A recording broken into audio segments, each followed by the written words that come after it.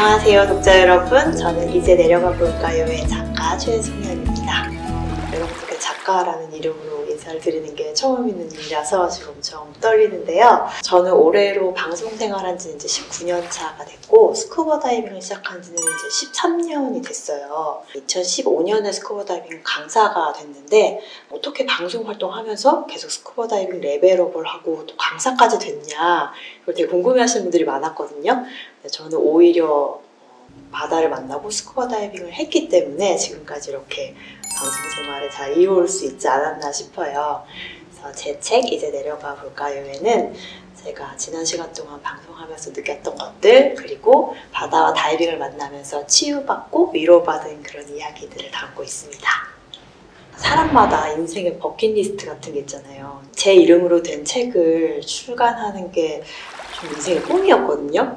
근데 이게 저의 첫 책이어서 엄청 설레기도 하고, 출판사를 처음 미팅하고 이렇게 하루하루 글을 써내려 가면서 내 머릿속에 약간 이렇게 조각조각 파편처럼 있었던 그런 이미지나 느낌들이 이렇게 하나로 연결되면서 아, 이게 이런 거였구나 하면서 글을 쓰면서 제가 또 오히려 치유받고 또 깨닫게 되고 그런 게 되게 많았어요. 제 글뿐만 아니라 이제 수중사진이 들어가거든요. 근데 저를 누군가 담아주신 사진 말고는 거의 다 제가 촬영한 수중사진인데, 10년이 넘는 기간 동안 촬영해왔던 것들 중에 어떤 것을 이 책에 골라야 되고 또 어떻게 하면 또 예쁘게 출판될 수 있을지 막 그런 후반 작업을 하는 기간을 거쳤고요. 글이라는 거는 그 안에 담긴 컨텐츠가 오로지 저 하나에 의해서 만들어진 거라서 이게 설레면서도 굉장히 막 걱정도 되고, 어떻게 하면 독자분들께 더 많이 제 글과 사진을 보여드릴 수 있을까 요새는 그것들을 고민하면서 보내고 있습니다.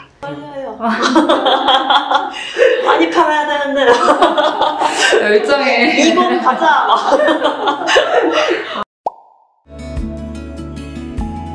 제 옆을 지키고 있는 제 짝꿍인데요. 제가 2020년에 결혼을 해서 이제 올해 결혼 4년 차가 됐고, 남편을 2019년에 우연히 바다에서 만났어요. 근데 제가 지금 세계에서 제일 큰 스쿠버 다이빙 단체에서 홍보대사를 맡고 있는데, 그 홍보대사의 첫 행사가 세부에서 열린 수중 사진 촬영 대회였거든요.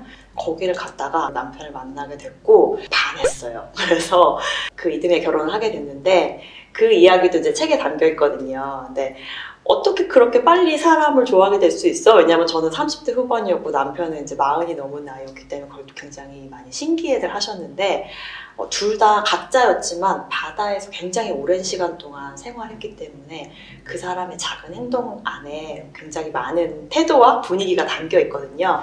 어떻게 보면 바다가 맺어준 인연이 아닌가. 약간 꿈에서만 그리던 바다가 인물로 실제 하는 것 같은 느낌이 들어요. 남편이 언제나 제 편을 들어주고 응원을 해줘서 요새는 그 원동력을 삼아서 하루하루 열심히 살고 있습니다. 바다라는 공간이 이 땅에서 통하는 법칙이 안 통하는 공간이에요. 일단 인간이 자력으로 숨을 쉴 수가 없고, 우리가 땅에서 걷는 것처럼 걸을 수도 없고 뛰는 것도 안 되고, 그래서 굉장히 이질적인 곳이죠. 나 여기 현실에서 좀 벗어나고 싶어, 완전히 다른 걸 좀 체험해 볼래, 이런 느낌에 있어서는 굉장히 이질적인 공간이다. 근데 여기서 이제 우리가 이동하는 법을 배우고 숨 쉬는 법을 배우고 굉장히 기초적인 것부터 다져나가면 이제 해양 생물이나 생태가 눈에 보이기 시작하는 거죠. 결국은 인간 세상도 되게 다른 곳이야 라는 매력으로 다가갔지만, 알고 보면 거기에도 생명이 있고, 서로 뭔가 영역 싸움을 하기도 하고 밥도 먹고 서로 사랑도 하고, 이런 똑같이 살아가는 세상이구나, 이런 걸 발견할 수 있어요. 동질감을 발견해가는 그런 매력이 있는 곳이라고 생각합니다. 스쿠버 다이빙 입문자들 처음 딱 들어오면, 물속에 들어가면 우리가 평소에 숨 쉬는 거 아무도 신경 안 쓰잖아요. 그냥 편하게 늘 하던 대로 하는데, 이제 물속에 들어오면 숨을 어떻게 쉬어야 되는지부터 신경 써야 되고, 몸도 잘 못 가누겠고, 말로 뭘 소통할 수도 없고 이러니까 이게 정말 갓난아기 같은 느낌이에요. 그래서 강사가 1분 1초도 이 교육생한테서 눈을 뗄 수가 없거든요.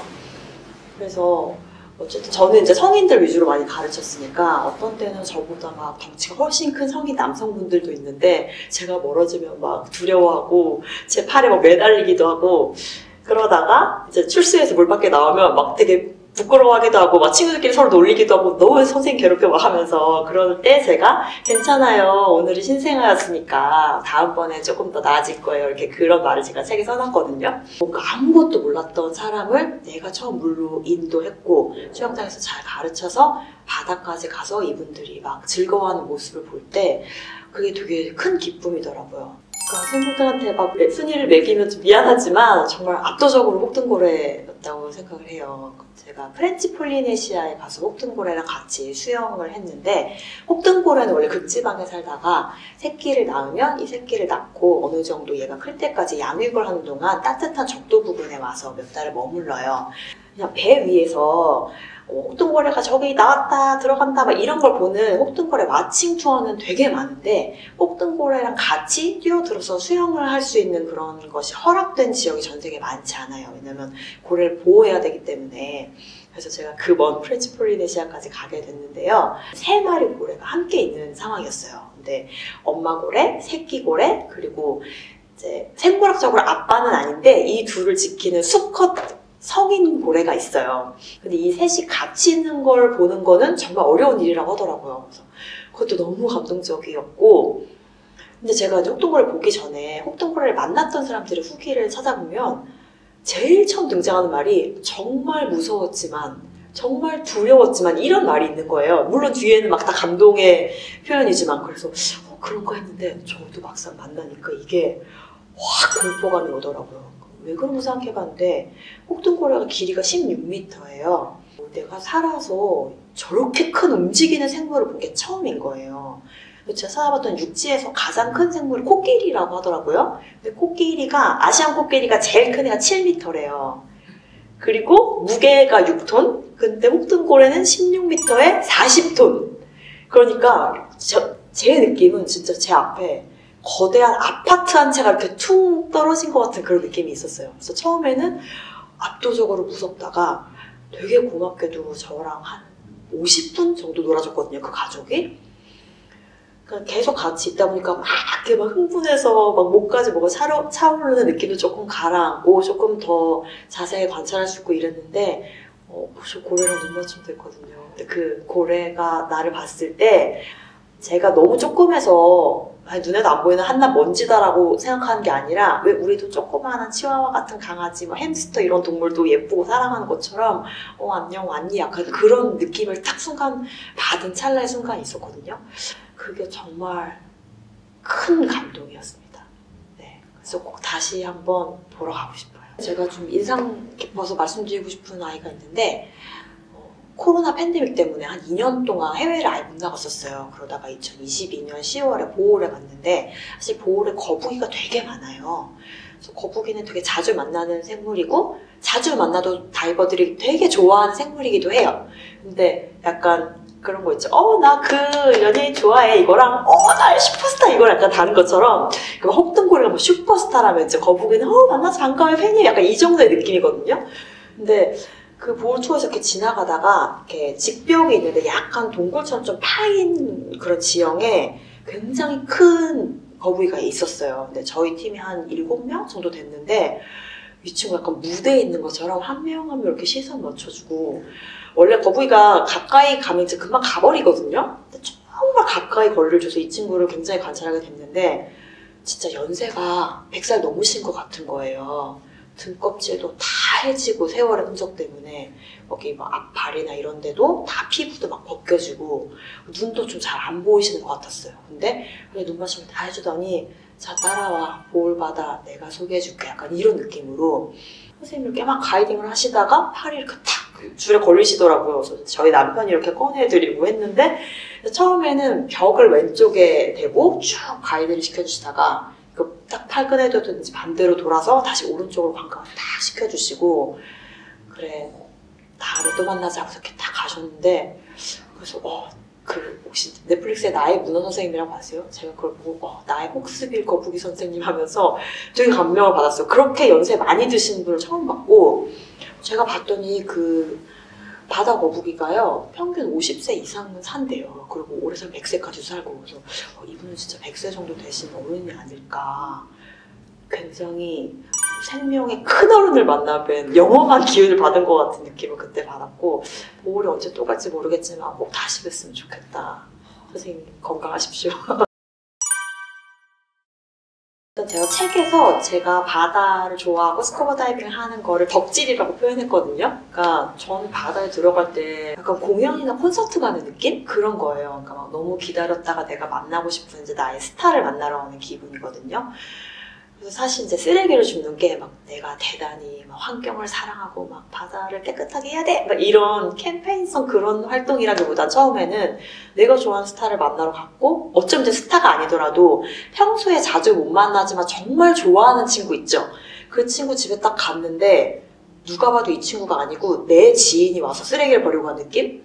그런 거 있잖아요. 그래서 얘가 보기 전에 내가 치워야지. 약간 그런 기분으로 좀 치웠던 것 같아요. 공연장 같은 데 가면 이제 팬들이 이 공연장을 깨끗하게 만드는 거 우리 오빠의 얼굴이야 이렇게 해서 끝나고 막 그런 거 치우시는 분들 있잖아요. 좀 그런 마음이었던 거죠. 이제 제가 다이빙 오래 하고 또 강사도 되고 이제 뭐 홍보대사도 맡고 하다 보니까 이제 뭐 기업이나 공공기관 같은 데서 그런 해양 정화 활동 같은 이벤트를 하시거나 뭐 영상 촬영하거나 이런 때 저를 이제 많이 불러주시게 됐어요. 그래서 사람들 앞에서 강연도 하게 되고 같이 들어가서 이제 해양 쓰레기 줍기도 하고 그렇게 되면서 오히려 나는 그냥 좋아서 별 생각 없이 하던 일이 내가 뭔가 이렇게 전달함으로써 좀 더 좋은 영향을 드릴 수 있다면 열심히 해야겠다라는 생각이 더 들었던 것도 사실 있고요.